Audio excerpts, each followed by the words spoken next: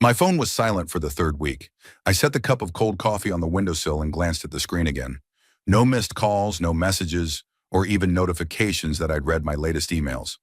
Outside my Memphis apartment window, a light rain drizzled down, turning the October day into a gray, blurry picture that accurately reflected my mood of the past few months. I dialed a familiar number and listened to the long beeps. 1, 2, 3. Usually David picked up after the second, if he answered at all. Today the phone buzzed to the answering machine. "Hi, this is David Clark. Leave a message and I'll call you back," my son's voice said in a monotone. I dropped the call without leaving any words. What was the point of writing down another request for an appointment or a trivial health question when the previous 15 messages had gone unanswered? David is 38, head of development at a large IT company, lives in an upscale Nashville neighborhood with his wife Holly, who works at a marketing agency. They have it all: good incomes, a spacious house, new cars, and plans for the future. Only those plans don't include a 70-year-old father who lives 200 miles away and tries to remind them of his existence. I opened my laptop and logged onto social media. Holly's account was peppered with photos from corporate events, dinners at fancy restaurants, and weekends at the lake. David posted rarely, but when he did, he made sure to share successes at work or the purchase of another gadget. The last post was 2 weeks old, a picture of a new TV with an enthusiastic comment about the picture and sound quality. "Of course," I muttered, flipping through the feed. The TV was more important than my father. I closed the browser and pulled a notebook from my desk drawer, where I kept a record of my attempts to contact the family. The last entry was dated September 23rd, Holly's birthday.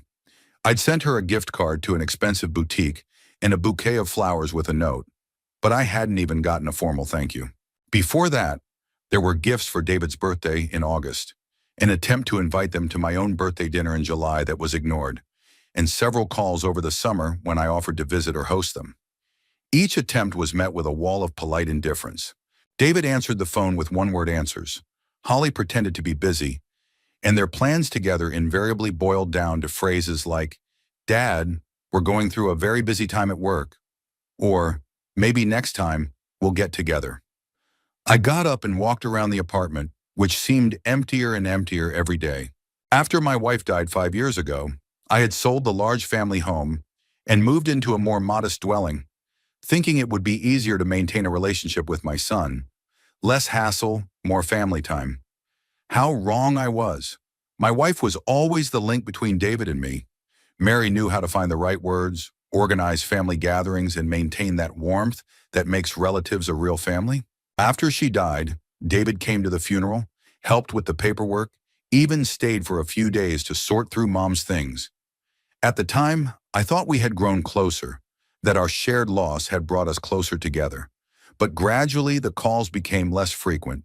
The visits turned into rare and short meetings, and then stopped altogether. I picked up the phone again and texted, "David, how are you doing? Why don't we get together this weekend? I could come to Nashville, or you could come to my place." I sent it and watched as a delivered mark appeared at the bottom. A few minutes later, a read check mark was added, but there was no response. I remember how outgoing and open David was as a kid. We went to baseball games together, made birdhouses in the garage, played board games in the evenings. My son told me about everything: school, friends, first crushes. When did things change? Maybe when David went to university and immersed himself in his studies, or when he started building his career and every minute became worth its weight in gold, or maybe when he married Holly, who had treated her husband's parents as an annoying obligation from the start. Holly was a beautiful, ambitious girl from a well-to-do family. She and David met at work, married a year later, and immediately began to build a lifestyle that fit their idea of success. There was no room in that image for family dinners with an elderly father-in-law or leisurely conversations about the past. I opened the photo album on my phone and flipped through pictures from the past few years. Here's the three of us at David's birthday party 3 years ago. Me smiling for the camera, my son and daughter-in-law looking strained. Here's a dinner together at a restaurant 2 years ago, the last time we all went out together. You can read the boredom and impatience on the young couple's faces, and here I am alone at my last birthday party, taking selfies with the cake I bought for myself. My phone vibrated. I looked at the screen hopefully, but it was just an advertisement from the cell phone carrier. I put the device down on the table and thought about what I was going to do next. Keep calling and sending gifts to nothing? Show up uninvited to Nashville and knock on their door? Or face the obvious? They didn't want me in their lives anymore. Outside the window, the rain intensified and I turned on the desk lamp. In the yellow light, the apartment seemed even more lonely. I took Mary's picture off the table, the only one I keep in plain sight. It showed her smiling, standing in the garden near the rose bushes she loved so much. If she were alive, she would never have allowed such alienation. Mary was able to speak David's language, to find compromises with Holly, to organize those family celebrations that brought us all together. What would you do in such a situation? I asked the picture, knowing there would be no answer. Mary always said that family is not only about blood ties, but also about constantly working on relationships. I've tried to work on them alone, but it takes at least two people. David and Holly stopped considering me a part of their lives a long time ago. To them, I had become a source of discomfort, someone who reminded them of some obligation they wanted to get rid of. I remembered calling David a month ago and hearing Holly's laughter in the background. They were clearly having fun, hanging out with friends or watching a comedy. But when his son picked up the phone, his voice became formal and dry. "Hey, Dad, what's up? What's up?" As if a father could only call in case of disaster. Not, "How are you?" Not, "Good to hear from you," but just this formal inquiry as to the reason for the call. "Nothing happened? I just wanted to hear your voice," I answered then. "Oh, I see. Dad, I'm a little busy right now. Maybe we'll call tomorrow?" Tomorrow never came. Neither was the day after tomorrow, or the week after that. I went to the kitchen and put the kettle on. The automatic movements, water, stove, mug, helped me not to think about the fact that life had turned into waiting for calls that didn't come. The refrigerator held food for one person, a small piece of cheese, yogurt, apples. In the past, Mary had always bought a stockpile in case David and his family came over. No such need now. The phone came to life again. This time it was Mrs. Patricia's neighbor, an elderly woman who lived one floor above and sometimes dropped by for a chat. "Ronald, dear, could you help me with my computer? It's frozen again, and the grandchildren aren't coming until next week." "Sure, Patricia, I'll be right up. At least someone needs my help," I thought, as I headed for the elevator. Mrs. Patricia had her own problems with her family. Her grandchildren rarely visited. Her daughter lived in another state. But she didn't dwell on it. She took the situation for granted and found joy in the little things. TV shows, talking to neighbors, caring for her houseplants. Maybe I should learn to accept reality as it is, to realize that David is grown, has built his own life, and doesn't need his father anymore. That Holly will never be the kind of daughter-in-law who calls just for fun or invites me to family gatherings. That my attempts to restore intimacy seemed intrusive and would only push them away even more. As I walked up the elevator, I thought about picking up the phone again tomorrow, dialing my son's number again, and again hearing long beeps or a formal answer. Because as long as I keep trying, there remains some hope that I still have a family. It's been another 2 weeks since that rainy October day when I once again failed to reach David. In that time, I'd managed to send him 3 texts, 1 email, and even tried writing Holly directly. The result was predictably nil. The red check marks appeared correctly, but there were no replies. I sat in my living room with a cup of morning coffee and flipped through the calendar on my phone. David's wedding anniversary was in a week, 10 years together with Holly. I remembered their wedding, a small ceremony at a hotel in Nashville. Back then, I still hoped that Holly would be my daughter, that we would spend the holidays together, that I would have grandchildren, the naive dreams of a 70-year-old widower. I opened the online store where I had once bought gifts for Mary and began browsing the jewelry section. Maybe a beautiful pair of earrings for Holly and an expensive watch for David could melt the ice of their indifference. I chose an elegant white gold set with small diamonds for my daughter-in-law and a classic Swiss watch for my son. The total came to almost $3,000, a significant portion of my pension, but how can you save money for your family?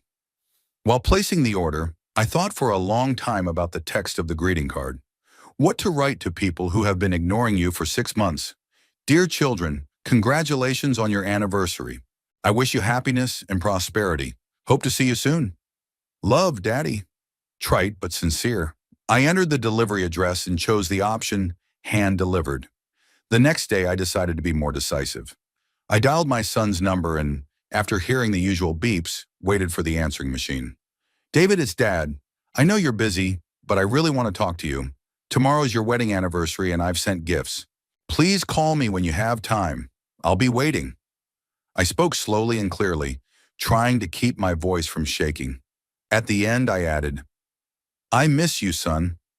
The handset beeped, signaling the end of the recording. I put the phone on the table and waited. Half an hour, 2 hours. By evening, it was clear there would be no call. I tried again. Again the answering machine. This time I didn't leave a message. On the morning of their anniversary, I woke up with hope. Maybe when they received their gifts, they would remember me after all. I specifically ordered a 10 a.m. delivery so that the courier would catch them at home before work. I sat by my phone all day, checking the delivery status on the app every half hour. At 10:30, it said, Delivered, recipient Holly Clark. I imagined her opening the boxes, marveling at the beauty of the jewelry, showing the watch to David. Maybe they'll sit down to breakfast and discuss that Daddy remembers important dates after all, that he tries to be a part of their lives. Maybe David will pick up the phone and dial my number. No one called by lunchtime. By evening, neither did anyone. Before I went to bed, I wrote a quick message. Hope you enjoyed the gifts. Happy anniversary. I sent it and went to bed with a heavy heart. In the morning, the message was marked read. There was no reply. Another week passed. I tried a different tactic. I wrote a long email. I told them about my life, how I missed family meetings, that I wanted to know how they were doing at work, whether they had vacation plans, whether they were thinking about children. The letter turned out to be 2 pages long. I tried to write lightly and casually, not to press for pity, but just to share my thoughts. I sent it on Monday morning. On Wednesday, I checked. The letter had been read. By Friday, there was still no response. Maybe they really do have a lot of work to do, I said out loud, sitting in an empty apartment. But deep down, I knew the truth. David had been working as a computer programmer for 15 years, and never before had work interfered with his relationship with his family. When Mary was alive, he'd made time for calls and visits. The problem was not his busyness, but his unwillingness to communicate with me. I tried to analyze what went wrong. Maybe I was being too intrusive, calling and texting too often. But how else do you maintain relationships with people who live in another city? Maybe they don't like the fact that I live alone and might seem like a burden. But I didn't ask for help. On the contrary, I offered mine. Or was it because after Mary's death, I became a stranger to them? I mean, she was the one who ran all our family connections. She organized holidays, remembered birthdays, called David just to see how things were going. I had been more of a silent participant in this relationship, and now I was trying to take on a role I wasn't ready for. That evening of the same day, I took the desperate step of calling David's office. I had his work phone number, which I had never used, believing it unethical to distract my son while he was at work.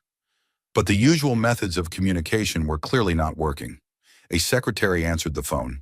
Agra, Tech Solutions, Development Department. How can I help you? Good afternoon. May I speak to David Clark, please? Who's asking for him? His father, Ronald Clark. Pause, then, one moment, please. I heard her say something to someone, then she picked up the phone again. I'm sorry, but Mr. Clark is in an important meeting right now. Why don't you leave a message? Please tell him my father called. Tell him to call me back when he's free. I will. I knew the message would get through. I also knew there wouldn't be a call. And I was right. The next day, I went to the bank to wire money to David's account. Not a large sum, $1,000, just to show that I was thinking about him, that I wanted to help. In a comment on the transfer, I wrote, From Daddy with love, spend it on something nice for you and Holly. The money was withdrawn from the account the next day. No thanks, of course, followed. I began to feel like a clingy old man who didn't take the hint. But what were these hints? No one had told me directly, Dad, leave us alone. No one explained what the problem was. Just silence, endless, drawn-out silence. After another week, I tried texting Holly on social media. I sent her a private message. Holly, dear, I hope you and David are doing well. Haven't heard from you in a while. If I have offended you in any way, I apologize. I just want to be a part of your family. Regards, Ronald. The message was read a few hours later. There was no reply, but the next day I discovered that Holly had blocked me on social media. I could no longer see her photos, posts, stories. It was a clear and unmistakable message. I sat in front of my computer and stared at the blank page where my sister-in-law's profile used to be. User not found was the system's laconic message. It was as if Holly had simply disappeared from my life, and David disappeared with her, because I knew they had made this decision together. That night I cried for the first time in months. Not from self-pity, but from the realization that all my attempts had been in vain, that the family I had tried to keep together after Mary's death had actually died with her. David and Holly were just waiting for the right time to make it official. I pulled out a picture of our last meeting together, the one from 2 years ago. We were sitting in a restaurant. I was smiling at the camera, and I could see the impatience on their faces. How did I not notice it then? How did I not realize that for them, this dinner was an obligation, an unpleasant necessity? Mary always said, family is not only blood, but the desire to be together. I had the desire, but there clearly wasn't enough for everyone. David and Holly had built their family with no room for an elderly father, with his need for companionship and closeness. I realized it was time to take that as a given. It's time to stop writing messages that don't get read, to stop calling numbers that aren't answered. It's time to stop sending gifts that are received silently. It's time to admit that I've become redundant in their lives. But admitting and accepting are different things. Acceptance was something I couldn't do yet. November in Memphis was cold and gray.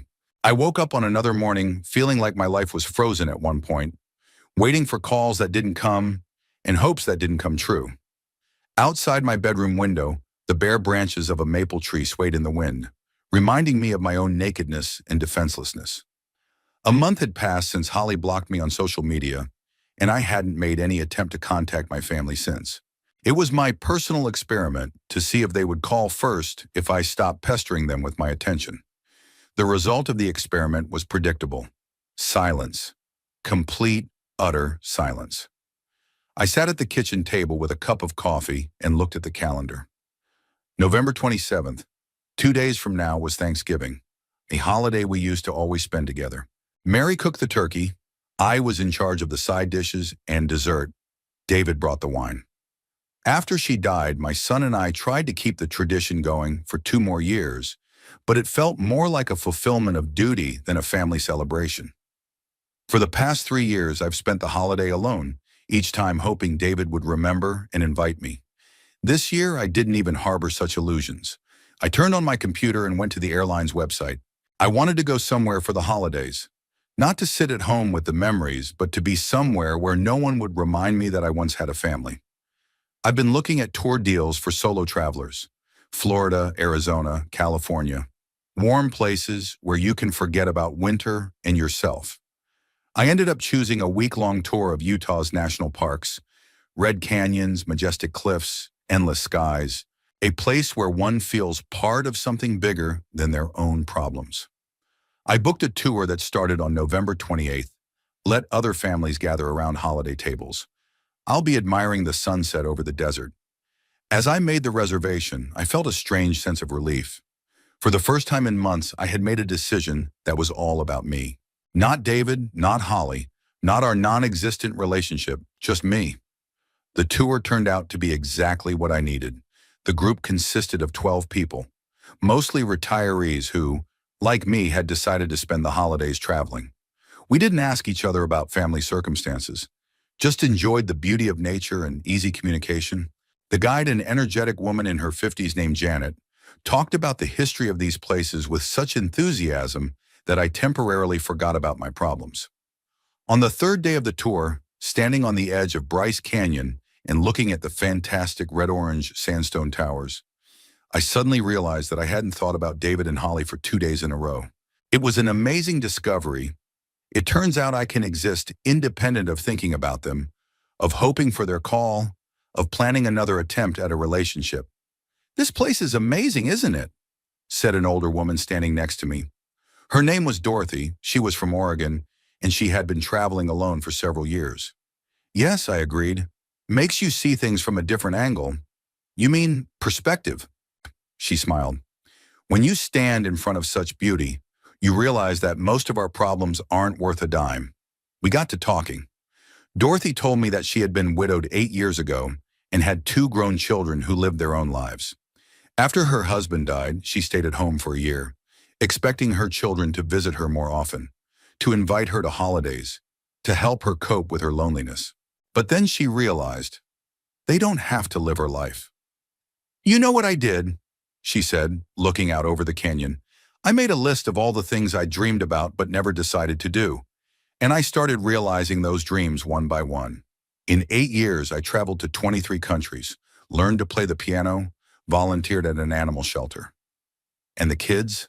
They call when they want to talk, come to visit at Christmas, send their grandchildren for summer vacation. But I no longer look forward to that as my only source of happiness." Her words stuck in my head.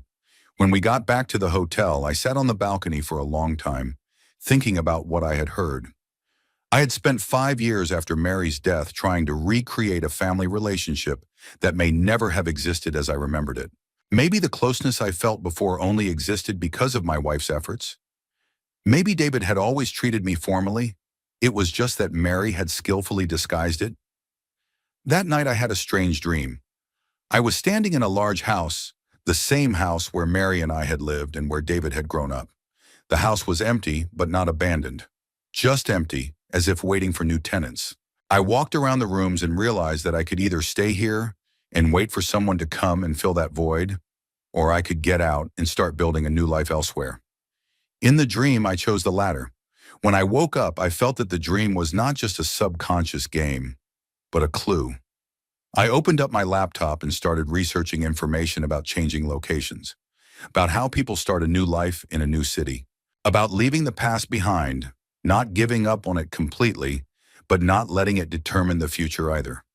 When I returned from my trip to Memphis, the apartment felt even stranger. Same walls, same furniture, but I was looking at it all through the eyes of someone who had already mentally left here. The first thing I did was check my phone. No missed calls from David. No messages asking where I was, if I was okay. My week-long absence had gone unnoticed to them. It finally confirmed my decision. The next day, I went to the library and asked the librarian to help me find information about my name change and documents. The young girl looked at me with surprise. Apparently, it is not every day that 70-year-old men come to her with such questions, but she professionally helped me to find the necessary materials. I learned that the procedure for changing a name in Tennessee is quite simple for people without a criminal record. You have to file a petition with the court, pay a fee, publish a notice in the newspaper, and wait for the judge's decision. The entire process takes anywhere from 4 to 8 weeks. The reasons can range from wanting to get rid of unpleasant associations to simply wanting to change your life. I spent an entire afternoon in the library researching the legal aspects of changing my identity. It turned out that in addition to a new name, I would need a new social security number, a new driver's license, and a new passport. It's a lot of work, but doable. In the evening at home, I sat down at the kitchen table with a notebook and a pen. On a blank sheet of paper, I wrote, "A new life, a plan of action." Then I added the first item, "Choose a new name." This turned out to be harder than I thought. What do you call yourself to a man who has lived 70 years with one name? I went through the options. William, Robert, James. They all seemed foreign to me. In the end, I settled on the name Walter. It sounded solid but not pretentious. I decided to change my surname to Green, a simple American, easy to remember. Walter Green. I said the name out loud several times, listening to the sound.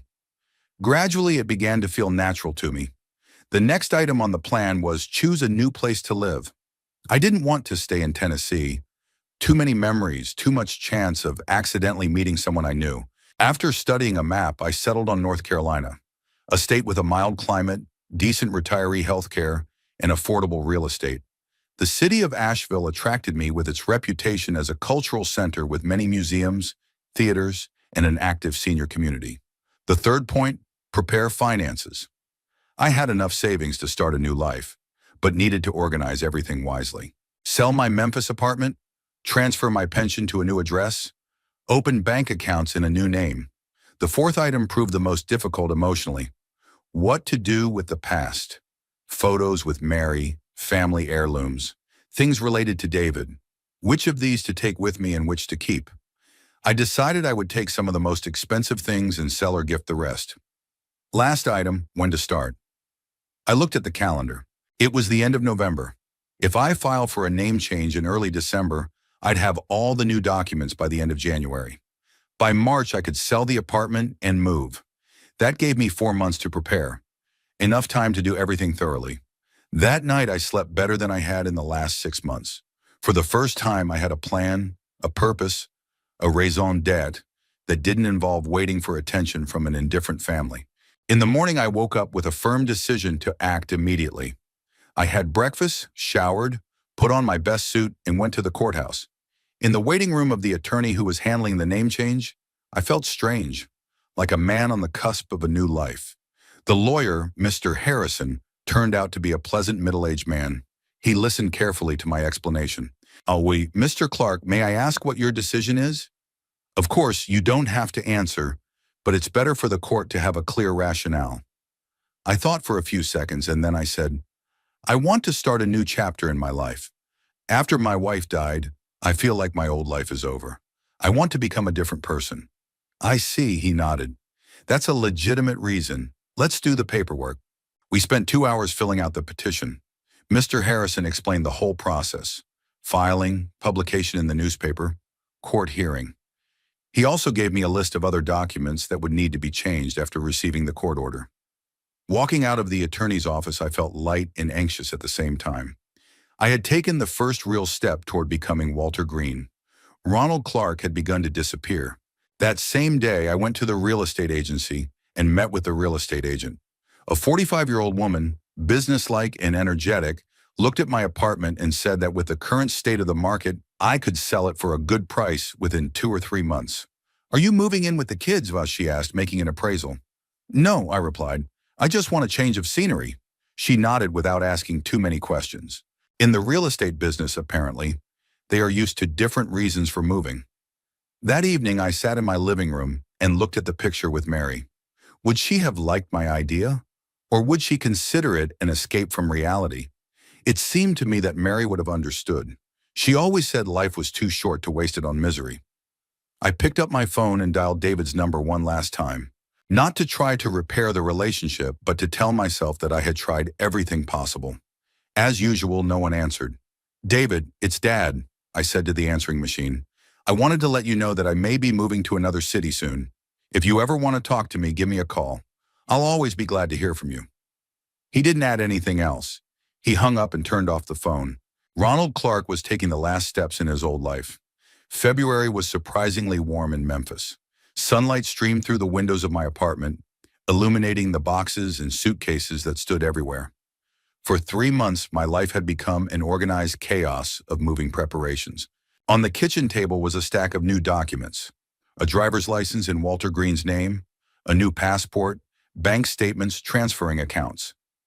A judge had approved my name change petition in late January, and I was now officially a different person. It was strange to see my picture next to someone else's name. Walter Green was looking at me from a plastic driver's license card, and I was trying to get used to the idea that it was me. 70 years of living under the name Ronald Clark was over. A new story had begun. The realtor called early in the morning. Mr. Green, she said, and I still flinched when someone called me that.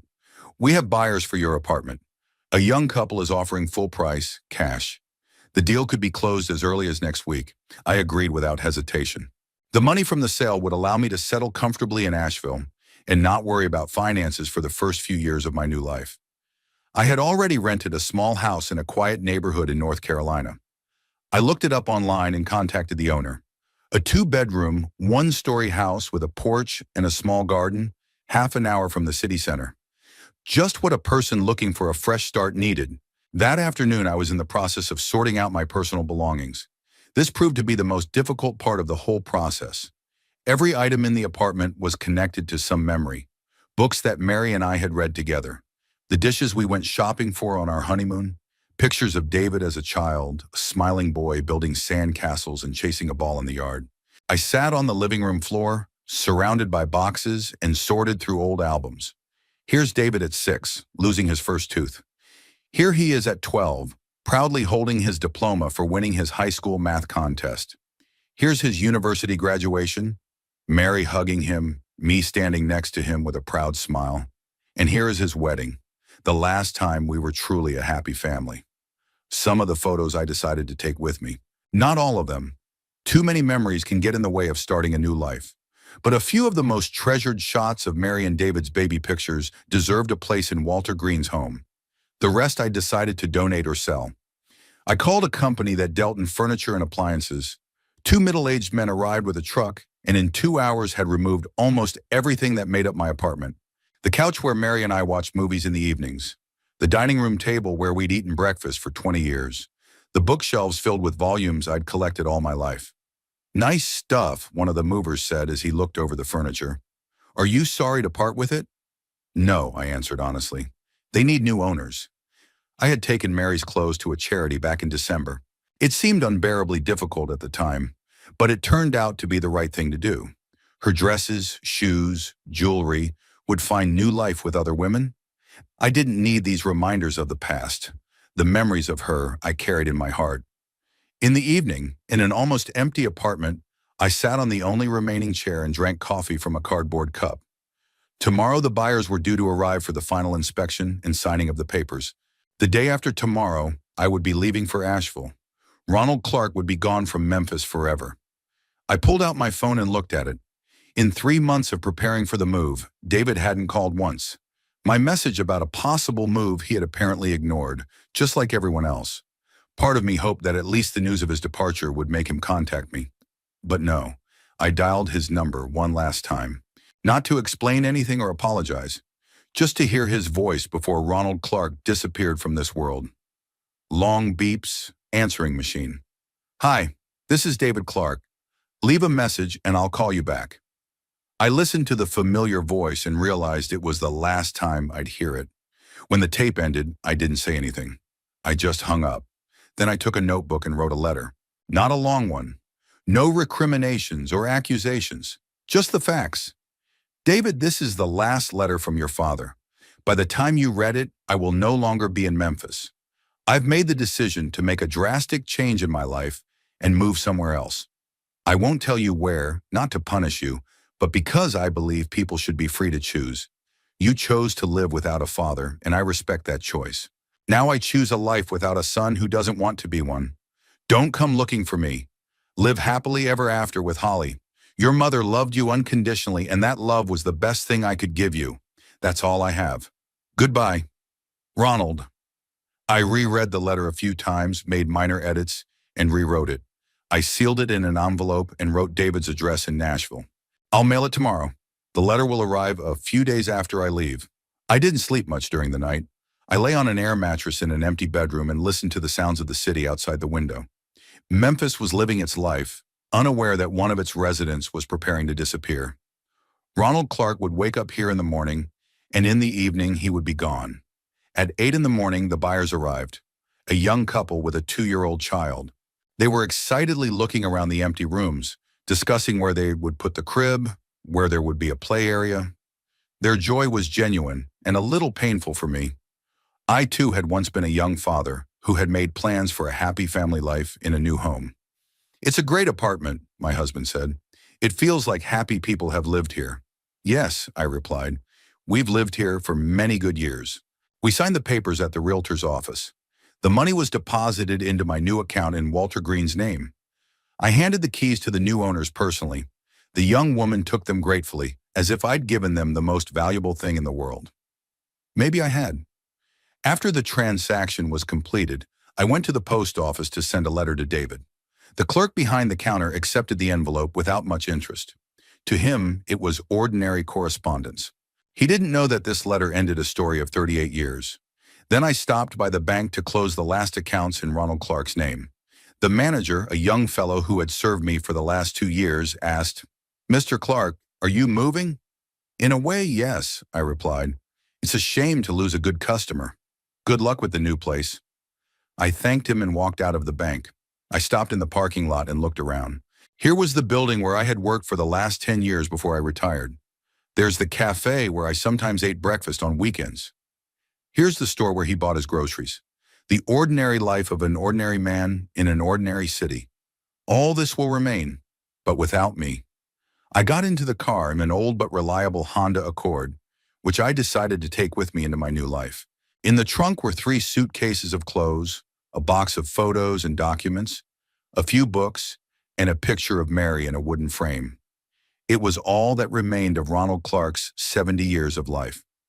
Before I left, I stopped by the cemetery to visit Mary's grave. It was a clear February day and the sun lit up the gray headstones, making them look almost solemn. I bought a bunch of white roses, her favorite flowers, and went to the familiar grave. "Hello, darling," I said, setting the flowers in a vase.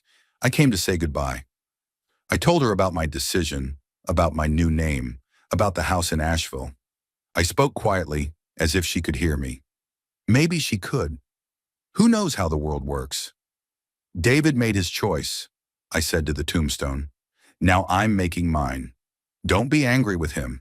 He's just a different man, not the man we imagined him to be. And I'm going to try to be something I never was. Free." I stood in silence for a few minutes, saying goodbye not only to my wife, but to the part of me that was Mary's husband and David's father. That part would remain here in Memphis, along with the memories and hopes that never came true. "Goodbye, my love," I finally said. As I left the cemetery, I didn't turn around. The drive to Asheville took 6 hours. I drove slowly, stopping at roadside cafes and admiring the scenery of Tennessee and North Carolina.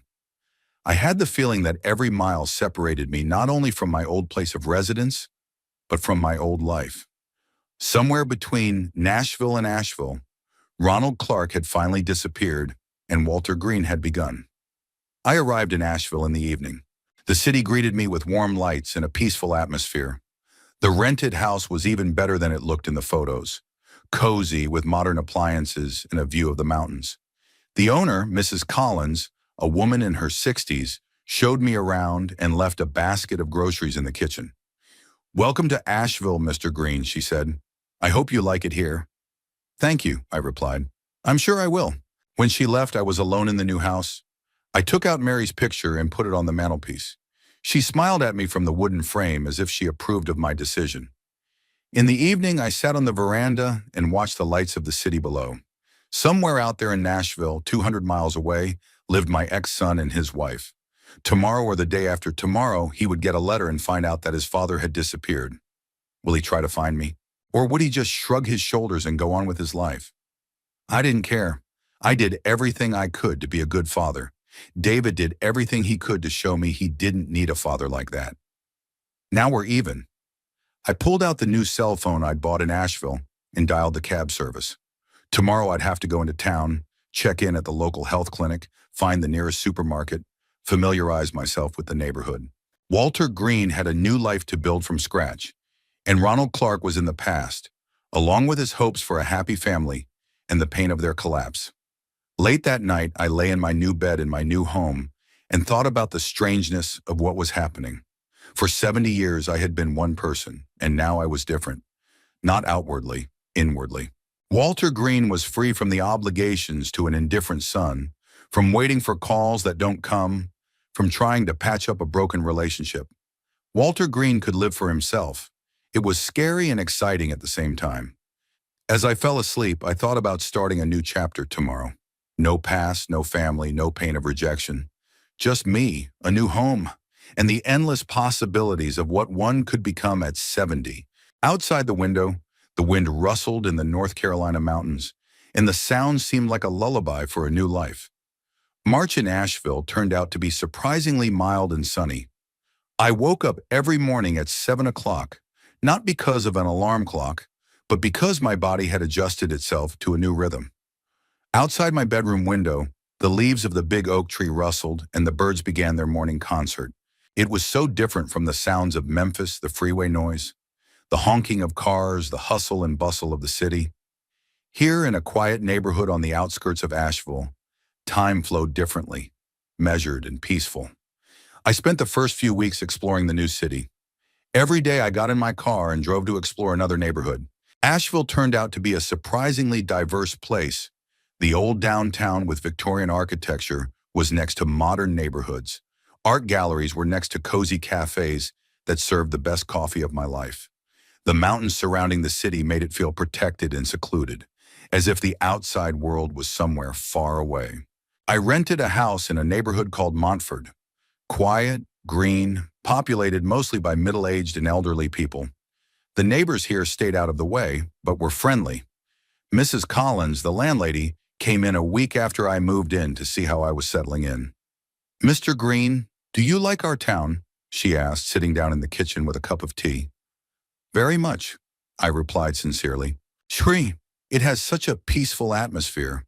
I've been looking for a place to relax for a long time." "And the family?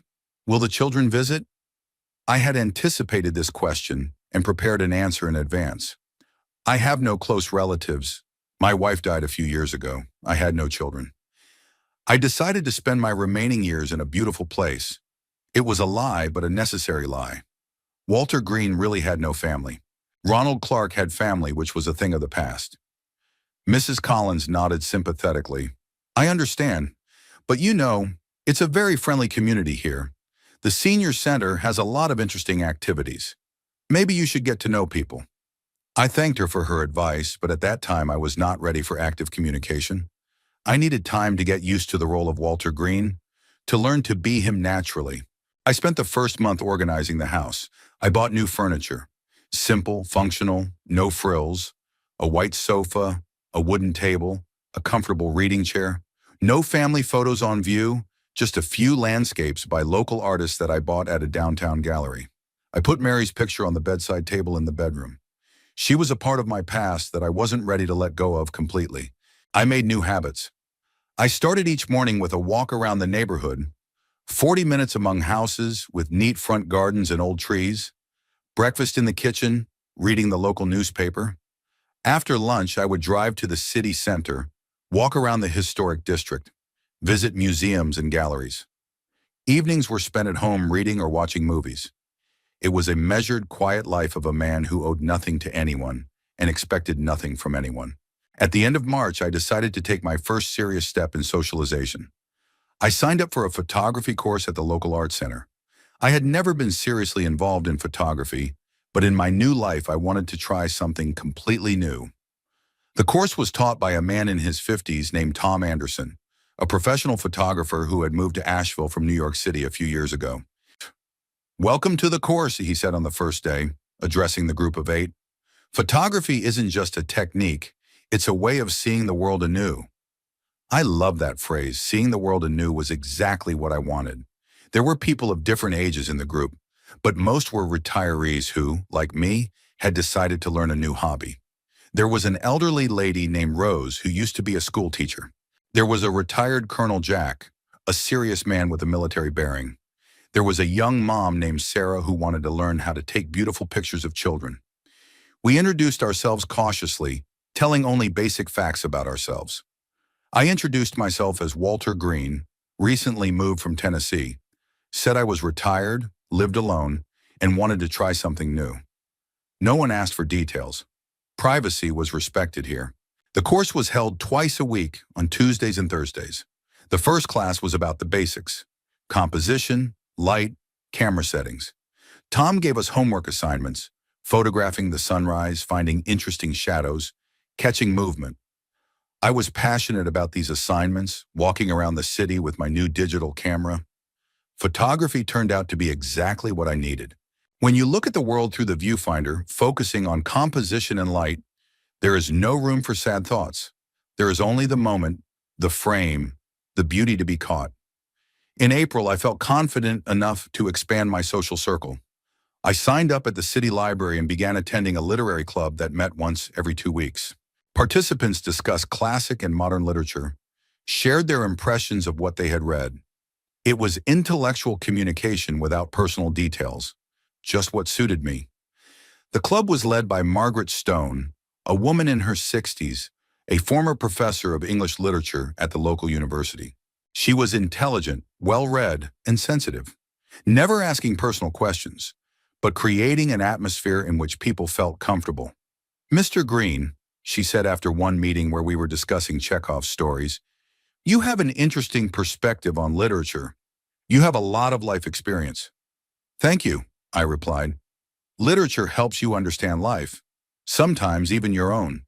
She smiled understandingly. "Books are the best teachers and comforters." At the literary club, I met Henry Williams, a man my age, a retired doctor. He had moved to Asheville after his wife died, looking for a new use for his knowledge and energy. Henry was doing volunteer work at the local hospital, counseling patients for free. "You know, Walter," he said one day after a club meeting, "retirement is not the end of life. It's an opportunity to do things you didn't have time for before." "I agree," I replied. "The main thing is to find something that brings satisfaction." "What do you like to do besides literature?" "I have recently become interested in photography. I'm learning to see beauty in ordinary things." "That's great. And I'm thinking about gardening. I've always dreamed of growing perfect roses." We began to meet occasionally for coffee, discussing books, sharing impressions of the city. Henry was a good conversationalist, intelligent, tactful, not intrusive. Gradually, I developed a sense of friendship, the first in many months. By May, I was fully settled into my new role. Morning walks, photography courses, a literary club, meetings with Henry. I had a steady rhythm of life. I hardly thought about the past, focusing on the present. One morning, walking in the park, I met a woman about my age who was feeding the ducks on the pond. She was elegant, with silver hair and kind eyes. She had a cane lying next to her. Apparently, she was having trouble with her leg. "It's a beautiful morning," I said, stopping beside her. "Yes," she said. "I come here every day. The ducks already know me." Indeed, the birds approached her without fear, clearly accustomed to regular feeding. "I'm Walter Green," I introduced myself. "I've recently moved to Asheville." "Eleanor Hayes," she said. "I've lived here for 12 years. Do you like our city?" "I love it. It's so peaceful." We got to talking. Eleanor was a former school principal, a widow who had moved to Asheville from Florida. She had 2 grown children who lived in other states and visited rarely. "After my husband died, I realized I didn't want to sit at home and wait for the kids to call," she said with a slight smile. "I decided to live life to the fullest." Her words resonated with me. She had traveled the same path as I had, only she had chosen a gentler way of adapting. "Was it hard to start over?" I asked. "At first, yes.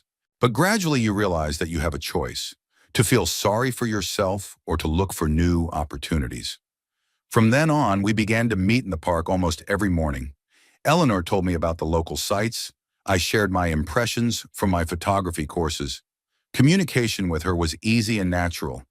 No attempts to find out details of the past, no pressure for intimacy. In June, Tom announced that our group was ready for its first exhibition of work. Each of us was to choose the 5 best photographs to exhibit at a local gallery. I spent a long time going through the pictures, taken during my 3 months of study. There were landscapes of the mountains surrounding Asheville, portraits of elderly people I shot with permission in the park, still lifes with the play of light and shadow. I eventually chose a series called New Beginnings, photographs of spring sprouts breaking through the asphalt, young leaves on old trees, dawn over the mountains. All the photos were united by the theme of rebirth, the beginning of a new life. A lot of people came on the opening day of the exhibition.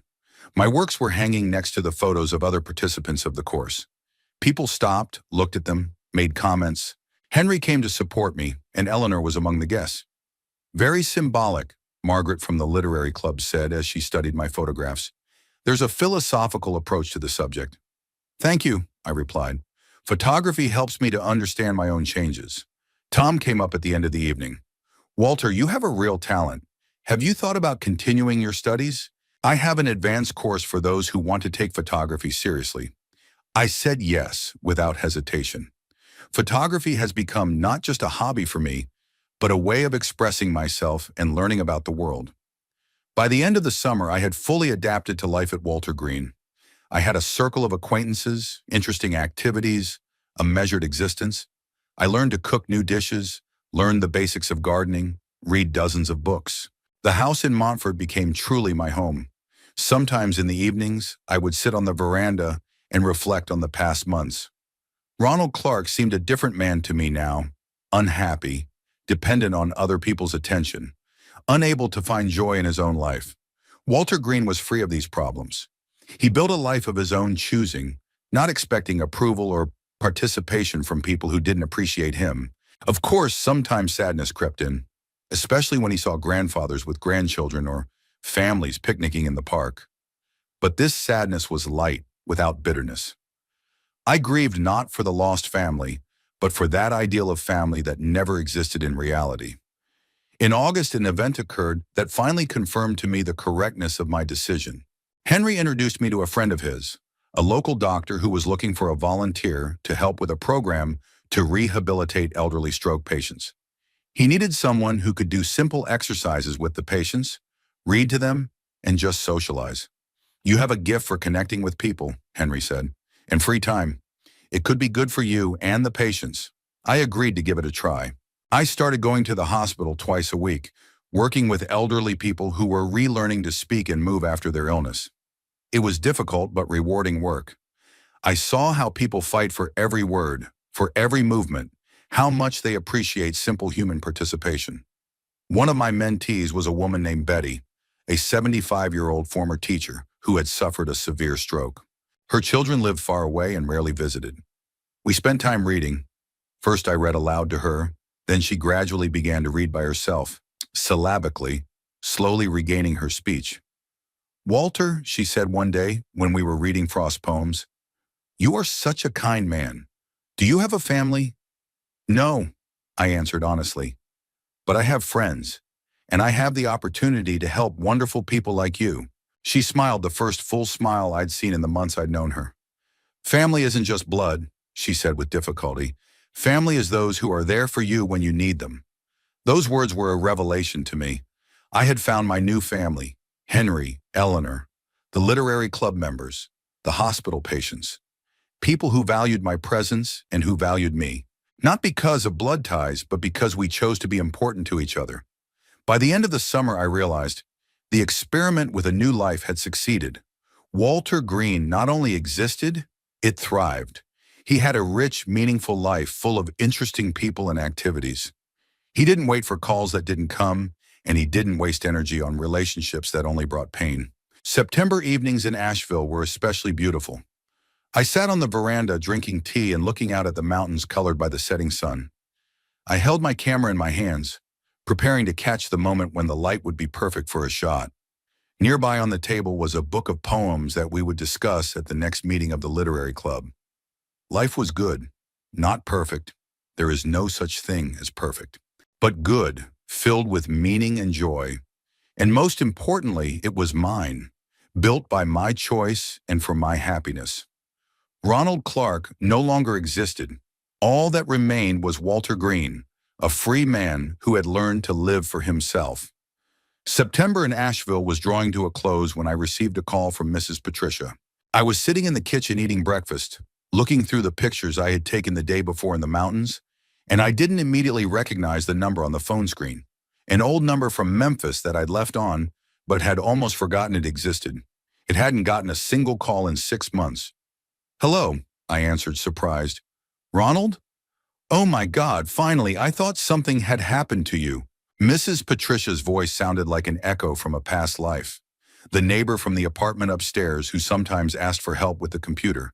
A kind older woman who was one of the few people who had taken a genuine interest in my affairs during the last months of living in Memphis. "Patricia," I said, thinking quickly about what to answer. "How are you doing? What's wrong?" "Ronald, honey, where are you? Some people came to see you, asking about you. I told them you'd gone away, but they were very insistent. And then your son came." My heart skipped a beat. "David came to Memphis, so he got my farewell letter and started looking for me." "When was that?" I asked, trying to keep my tone calm. "About a month ago. First, some men in suits came by, showed me their IDs. They said they were looking for you at the request of your family. I told them you'd moved. but I didn't know where. A week later, David and his wife arrived. He looked very worried. I imagined this scene. David and Holly walking up the familiar stairs, ringing the doorbell of an apartment where no one else lives. I wonder what they felt at that moment. Anxiety? Guilt? Or just annoyance at having to deal with the search for their disappeared father? What did he say? I asked him. He asked when you'd left, if you'd told me where you were going, showed me some letter, said you'd written to him, that you were making a radical change in your life. He was very worried, Ronald. He said he'd been trying to call you, but your cell phone wasn't answering. Of course, there's no answer. I disconnected Ronald Clark's number back in March when I finally moved to Asheville. That phone belonged to someone else who no longer existed. Hamas on her. What did you tell them? That all I knew was that you were going to move. David asked for my number, said he'd call if there was any news. Ronald, what's going on? Why did you disappear without telling anyone? I closed my eyes and tried to formulate an answer. How do I explain to a kind woman who genuinely cares about me that I intentionally disappeared from the life of a son who had ignored me for years? Patricia, David, and I had a complicated relationship. After my wife died, things changed. I decided to start a new life in a new place. But your son is worried. He said he went to the police, but they said an adult has the right to disappear as long as he hasn't committed a crime. Ronald, maybe we should call him. No, I answered firmly. Patricia, I'm asking you, if David contacts you again, tell him I'm alive and well, but I don't want to be found. This is my conscious decision. Pause, then. Ronald, I don't understand. What could have happened to make you decide to break away from your family? Nothing in particular, I said tiredly. I just realized that we had become strangers. It's better to admit it honestly than to continue to suffer. We talked for a few more minutes. Patricia told me the news from home, who had moved into my former apartment, what was going on in the neighborhood. The ordinary lives of ordinary people that go on regardless of anyone's personal dramas. Before she hung up, she said, Ronald, I'm not going to judge you. You're a grown man and you know what you're doing. But if you ever want to talk to someone who understands you, call me. I'll always be glad to hear from you. After the conversation, I sat in the kitchen for a long time, thinking about what I'd learned. So David had started looking for her after all. He'd contacted the police, hired private investigators, traveled to Memphis. That told me that my disappearance had made an impression on him. But was it genuine concern for my father's fate, or just guilt that drove him to take formal action? Did he realize when he read my farewell letter that he himself had brought the situation to such an end? Or did he simply decide that my father had fallen into senile depression and needed to be found? I tried to imagine how events unfolded after receiving my letter. David reads it, shows it to Holly. They discuss the situation. Perhaps Holly says something like, "We need to find him, or people will think we've abandoned an elderly relative." Or David suddenly realizes he's lost his father and panic sets in. Either way, their search was doomed to failure. Ronald Clark had disappeared not only physically, but legally. Walter Green had no ties to a past life. I didn't use old credit cards. I didn't contact doctors I knew in Memphis. I didn't contact former coworkers. Even if they hired the best detectives, the trail would break on my leaving town. Patricia's call, however, shattered my calm. For 6 months, I'd lived in the belief that the past was behind me. Now it appeared that it was actively seeking me out. It made me feel strange, as if I were a fugitive, even though I had committed no crime. That evening, I met Henry at our favorite downtown cafe. We often spent evenings talking about literature, politics, and the philosophy of life. Henry was a perceptive man, and I could see that he noticed my thoughtfulness. "Walter, you seem preoccupied," he said when we ordered coffee. "Is something wrong?" I hesitated to tell him the truth. In the 6 months we'd been friends, we'd never discussed our past in detail. We each understood the other's reasons for moving to Asheville, and we respected that silence. "Henry," I said at last, "have you ever regretted decisions that seemed right?" "Of course," he answered, "but more often I regretted decisions I didn't make." "What do you regret?" "Sometimes I wonder if I've changed my life too radically, whether I'd hurt people who might have deserved an explanation." Henry looked at me carefully. "Walter, I don't know what happened in your past life, but a man of our age rarely makes drastic decisions without good reasons. If you ran away from something, It must have been worth it. What if I was wrong? If the people I walked away from actually loved me, they just didn't know how to show it. Then they'll find a way to fix it, Henry said simply. Love isn't just a feeling, it's also an action. If people love you, they will act accordingly. His words made me think. David was acting, looking for me, worrying, asking for help. But what was behind those actions? Love or a sense of duty, concern for my well-being, or fear of social judgment? The next day, I decided to do a little experiment. I went to an internet cafe downtown and created a fake social media account. Found David and Holly's pages, which had previously been blocked to me. What I saw surprised me. David's page had posts popping up that had never been there before. In June, he wrote, "If anyone knows anything about the whereabouts of Ronald Clark of Memphis, Tennessee, please contact me." Attached to the post was a picture of me, old but recognizable. In July, continuing the search for my father. Any information would be helpful. In August, please repost. We are very worried. Holly was also involved in the search. Her page had the same announcements, plus an emotional post. We realized we weren't the best kids. If Papa Ronald is reading this, please let us know you're okay. We're ready to turn things around. I read these posts with mixed feelings. On the one hand, it was nice to see that my disappearance had made an impression on them, made them rethink the relationship. On the other hand, these public appeals seem more like a demonstration for friends and acquaintances. Look, we're looking for a missing father. We're not heartless. The comments under the posts included condolences from friends, advice to contact the police and private investigators, and offers of help in the search. Some wrote, "I can't imagine how worried you are. I hope he's okay. Hang in there, you'll find him." Reading these comments, I realized something important. David and Holly were indeed worried, but their worry was colored by guilt and social pressure. They sought me out not because they missed being with me, but because my disappearance embarrassed them in front of others. If they truly wanted a relationship with me, they had 5 years after Mary's death to build one. Instead, they consistently pulled away, ignored my attempts to get closer, treated me like an obligation. Now that I was gone, they suddenly realized that losing their father was serious, but realized not because they understood my value, but because they understood what their behavior looked like from the outside. Nevertheless, their search created a certain risk for me. Although Ronald Clark's trail was carefully observed, there was always the possibility of a chance encounter. Asheville is not that far from Nashville. If they decided to expand the geography of their search, they could get here as well. I decided to take extra precautions.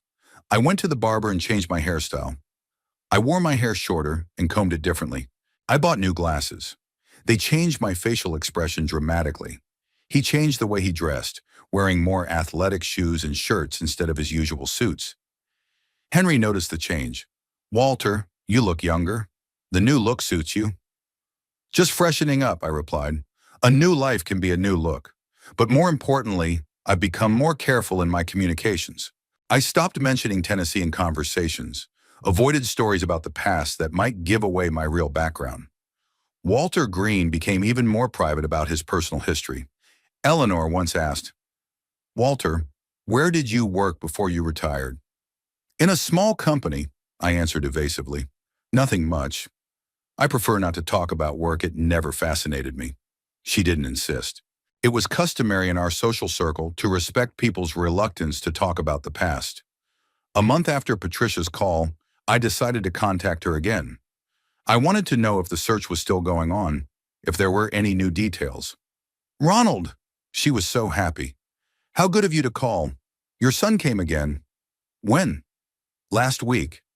He looked tired, upset, said the detectives couldn't find any trace of him. Bank accounts closed, phone disconnected, car sold. It's like you vanished into thin air. "And what did you tell him?" "Same thing I told him last time, that you're alive and well, but you don't want to be disturbed. He said to tell you, if you called, that they'd do anything to repair the relationship. Any terms. I wonder what that means. Ready to apologize for years of indifference? Ready to communicate regularly? Or are they just willing to get confirmation that the father's alive to ease their conscience?" "Patricia, did you tell him you talked to me?" "No." she answered after a pause. Somehow I got the feeling you didn't want me to. I only said that if I heard anything about you, I would be sure to pass it on. I was grateful for her delicacy. Patricia intuitively knew that there was more to this situation than a simple misunderstanding between relatives. Ronald, she said before we ended the conversation, I don't know what happened between you two, but he does seem like a man who has realized that he has lost something important. Maybe he did, but realizing what you've lost doesn't mean understanding why you've lost it. And it certainly doesn't guarantee that what is found will be valued more than what is lost. That evening, I sat on the veranda and pondered the strangeness of the situation. 6 months ago, I had dreamed of David calling, writing, coming. Now he was really looking for me, worried, ready for any conditions. But these searches only strengthened my confidence in the correctness of my decision, because they began only after my disappearance. 5 years of indifference were not erased by one farewell letter. Their anxiety was a reaction to shock, not the result of a rethinking of their relationship. If I showed up tomorrow and said, "Here I am, everything is fine," what would happen next? They will be happy, assure me that everything will be different, maybe even call more often for a few months. And then they'll gradually revert to their old pattern of behavior because I'll once again become a familiar part of their lives that can be ignored. Walter Green was free of these hopes and disappointments. He had his own life, his own relationships, his own plans. He didn't wait for calls or agonize over their absence. He just lived, fully, interestingly, meaningfully.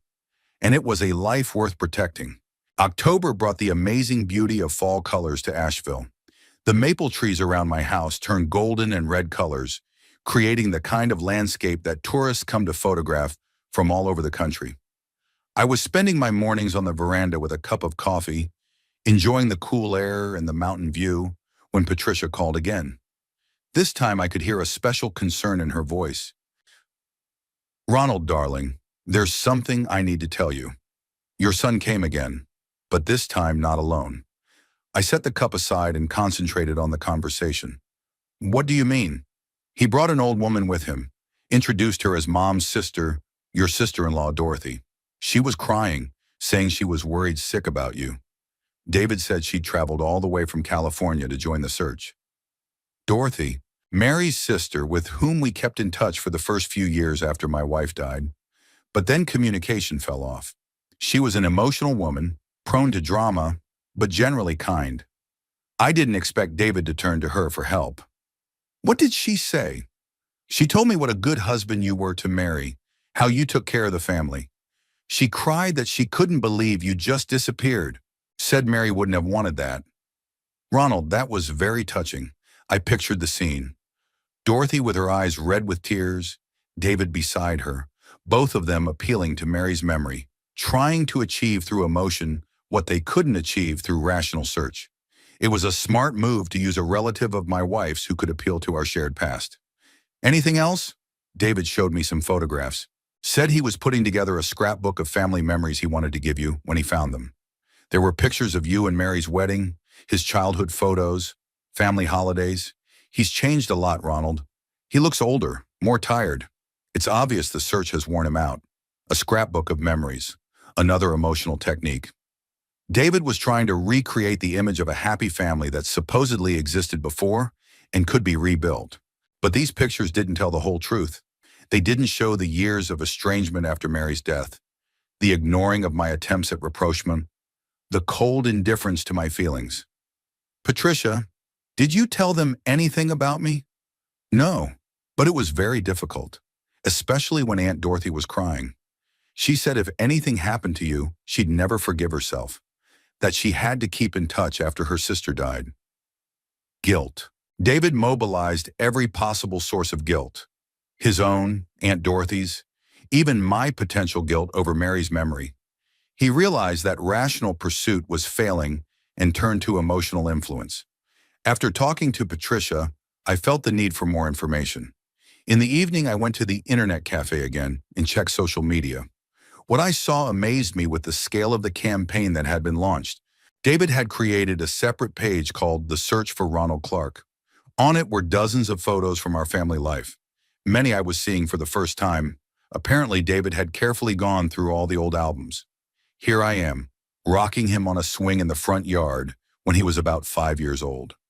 Here's the three of us on a picnic, a happy family in nature. Here I am teaching him how to ride a bicycle. Each photo was captioned, "My dad was always there for me when I needed support. He taught me how to be a man, the best dad imaginable." As I read these words, I felt a strange mixture of bitterness and wonder. Where did these warm memories suddenly come from? Why hadn't they manifested themselves all these years? But the most striking thing was in the Our Mistakes section. David published a long post in which he openly admitted his shortcomings as a son. "After my mom died, I failed to be the son my dad deserved. Immersed myself in work, in my own problems, didn't see how hard it was for him to be alone. I ignored his calls, refused to see him, acted like a selfish child. Now that he's gone, I realize I've lost the most important person in my life. Dad, if you're reading this, I'm sorry. I'm ready to change everything just to have you back." There were hundreds of reactions to the post in the comments. Friends supported David, shared their own stories about their relationships with their parents, and advised him not to despair.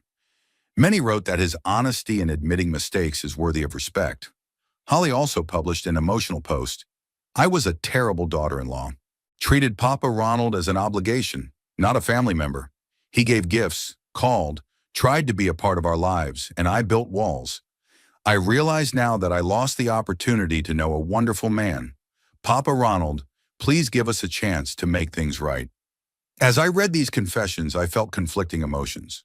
On the one hand, it was good to see that they had finally realized their mistakes. Years of my attempts to mend the relationship had not been in vain. They remembered my calls, gifts, and invitations, which they had ignored at the time. On the other hand, these public penances seemed theatrical. Why did it take disappearing for them to realize my value? Why did the realization come only after the shock, rather than through the natural progression of the relationship? What struck me most was the reaction of their friends. There were many messages of support in the comments, but many wrote something like the following: "Don't blame yourself too much. All adult children neglect their parents sometimes. The important thing is that you realize the mistakes. When you find him, things will get better."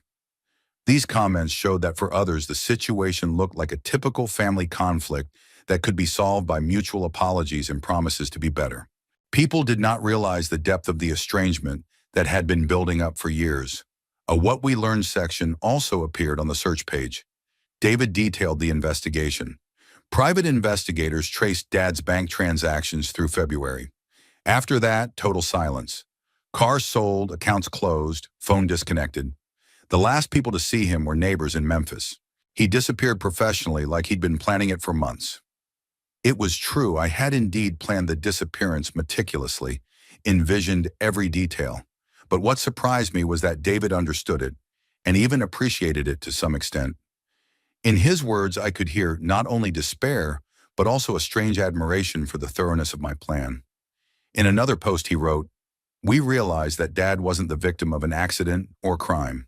He consciously chose to start a new life without us. It's painful to admit, but we earned that decision by our behavior. Now it's up to us to prove that we've changed. Prove that we have changed. But how do you prove change to someone who doesn't want to see that proof?" I kept looking at the materials on the search page. It turned out that David and Holly were not only looking for me themselves, but had organized an entire campaign. They contacted radio stations, placed ads in newspapers in neighboring states, contacted homeless shelters, hospitals, morgues. They were especially active in looking in cities where I could settle based on my previous interests. Checked out Asheville, North Carolina, since I had once mentioned that I liked the mountains. Explored Savannah, Georgia, because Mary and I spent our wedding anniversary there. Searched small towns in Florida, where many retirees spend their old age. Fortunately, all their searches centered on Ronald Clark. Walter Green was not on their list. They didn't know about the name and ID change. But the most startling discovery was a video that David posted in early October, a 10-minute clip of him sitting in our old house in Memphis, the same one I sold after Mary's death. It turned out that the new owners had allowed him to film the address in the place where my David's childhood was spent. "Daddy," he said, looking into the camera, I'm sitting in the house where you raised me. This is where you taught me how to ride my bike in the backyard. This is where we played baseball in the backyard. It's where Mom cooked our favorite meals and you helped me with my math homework." His voice shook, and I could see the emotion was genuine. "I remember every room in this house. Your study where you worked in the evenings. The garage where we made birdhouses. The kitchen where you made me hot chocolate when I was sick. It was the home of a loving family, Dad, and you were the heart of that family." He stood up and walked through the rooms, recounting the memories associated with each corner. "Here's the staircase where you took my picture on the first day of school every year. Here's the living room where we watched soccer on Sundays. Remember how you explained the rules of the game to me? How you cheered when our team won?" At the end of the video, he sat down in front of the camera again. "Dad, I know I was a bad son after Mom died, but those years when we were a family, they were real. Your love was real. And I want to get back what I lost through my own stupidity. Please give me a chance. Give us a chance to be a family again." Watching that video made me cry, not with emotion, but with bitterness. All of these memories were true. We really were a happy family when David was a child and then a teenager. We had traditions, shared interests, closeness, but that was in the past. After Mary died, David became a different person, or perhaps he had always been that way. It was just that Mom was good at maintaining the appearance of closeness. As an adult, David didn't need his father. He had built his own life and didn't want to share it with an elderly parent. Now, having lost me, he remembered his childhood years and thought he could get that time back. But time doesn't come back. A 38-year-old successful computer programmer is not the same boy who built birdhouses with me. The next day, I called Patricia. I needed to know more about their last visit. "Ronald, it's good of you to call," she said. "I have something important to tell you." "What?" "David left me a letter. He said to tell you if I contacted you. Do you want me to read it?" I said yes, but I hesitated. The letter might contain something that would shake my resolve. Patricia began to read. "Dear Dad, I am writing this letter not knowing if it will reach you, but if it does, I want to say a few important things. First, I understand why you left. I was a terrible son. After Mom died, instead of supporting you, I withdrew into myself. All I thought about was work, my career, my own problems. You'd reach out, and I'd turn away. You offered companionship, and I made excuses. You gave love, and I responded with indifference." Patricia paused. "Shall I go on?" "Yes," I said. "Second, I want you to know that those years when we were a real family meant everything to me. You were the best father imaginable, patient, loving, wise. You taught me to be a man not by words but by example. All the best in me comes from you and my mom." The words hit the mark. David remembered well the kind of father I was. It made his subsequent behavior even more painful. "Third, I'm not asking you to forgive me. I don't deserve to be forgiven. I just want you to know that I've changed. These months of searching have taught me a lot. I've learned what it means to lose the most important person in my life. I've learned that success in my job means nothing without my family around. I realized that I was without an anchor in my life." Patricia continued to read, and I listened and realized that David was sincere. His remorse was real. But was it sufficient? "Dad, if you ever decide to come back, know this. I'm willing to accept whatever terms you want. If you want to see me once a month, fine. If you want us to move closer to you, we'll do that. If you need time to forgive us, we'll wait. I just want to have a father again." The letter ended by asking for any sign of life. "Even if you don't want to date, just let me know you're alive and well. That's all I ask." After Patricia finished reading, we fell silent. "What do you think?" she finally asked. "I think he's sincere," I answered. "But sincerity doesn't always mean you can fix things." "Ronald, I'm not going to force you to do anything. But he's really changed. You can see that this quest has changed him. Maybe. But how long will that change last? What would happen if I came back, and in 6 months or a year, David was back to work and taking me for granted again?" In the evening, I walked around Asheville and reflected on the letter I had read. David was offering me my return on my terms. But what could those terms be? Weekly phone calls? Monthly meetings? Holidays together? All of these things could work as long as the novelty of the situation kept him motivated. But what happens when the novelty wears off? When rebuilding a relationship becomes routine rather than dramatic? I returned home with a clear realization. David's letter hadn't changed my mind. It only confirmed that I had made the right choice. Walter Green was free of that emotional swing, of having to prove his worth as a father over and over again. I had a new life, a new relationship, a new understanding of what a real family is. And I wasn't about to sacrifice that for the possibility of being disappointed again by people who had already shown me once that they didn't need me. It was a snowy December in Asheville. I sat by the fireplace with a cup of tea and watched the flakes falling outside the window.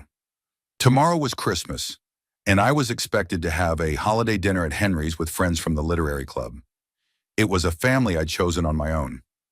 The phone rang. Patricia, as usual, with big news. "Ronald, Holly came to see me, alone, without David. She looked awful. Thin, pale, red eyes. What did she want?" "She brought a box of presents you'd given them over the years. Said she couldn't look at them anymore. And she left a letter." I hesitated but asked to read it. Patricia began. "Dear Papa Ronald, I never called you Daddy in my lifetime, even though you deserved it. I realize now what a fool I was." Her voice trembled. "You tried to be a father to me. You gave me gifts, asked me about my job, invited me to family dinners. And I built a wall. I thought I didn't need another father. How wrong I was." The letter continued. Holly analyzed her behavior in detail, recalling how I'd chosen gifts, pearl earrings for her birthday, perfume of the fragrance she'd mentioned in passing. Each gift was an act of caring, and she saw them as a commitment. "We're willing to move to any city, live by any rules. Just give us the opportunity to be a family," the letter ended. She was absolutely shattered, Patricia said. Said David was depressed, that they had gone to a marriage counselor. "Tell Holly I got her letter and understood her. That's it? That's it for now." Holly's letter was more honest than the previous ones. She didn't make excuses. She just accepted responsibility. But that didn't change my mind. It wasn't about whether they were remorseful enough. It was about whether I didn't need their remorse anymore. In 8 months, I had built a new life. Walter Green was a complete man with his own interests and friends. To return to the role of Ronald Clark would mean becoming dependent on David and Holly's moods again. The next day, Christmas Day, I woke up early.